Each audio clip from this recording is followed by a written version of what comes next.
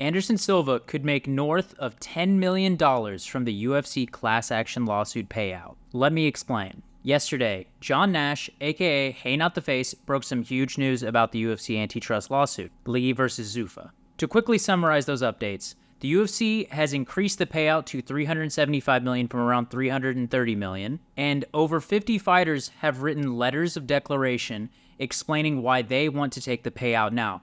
And most of them were terribly, terribly sad and heartbreaking updates on these fighters' current lives.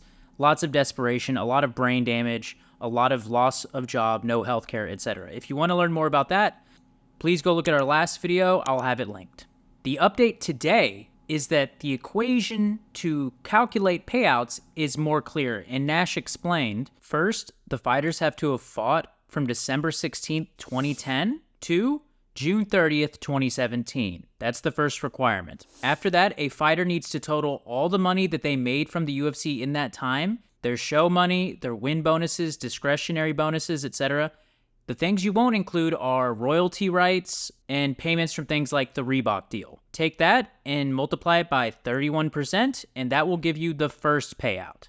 The next thing you do is they are going to have a per bout payment, and that is $13,800 roughly, according to Nash. So then you would take every fight that a fighter has had, and you would multiply it by the $13,800. Then you add the total with the 31% to this, and that would be their total payout. On the high end, Anderson Silva would be, according to Nash, the highest paid fighter from this lawsuit if it goes through and the judge accepts it. And he would make north of $10 million. The thing is, Anderson Silva is not hurting for money. He made a lot of money during his career. He seems to have done well after. He's even done boxing, etc., and made more money. It's not the biggest deal, but it's amazing. This is fantastic for Anderson, and I would totally understand him wanting to take a easy 10 mil. If you haven't, please go watch our last video. I go into a lot more details of why I totally understand fighters taking this deal, especially the ones that are destitute, broke,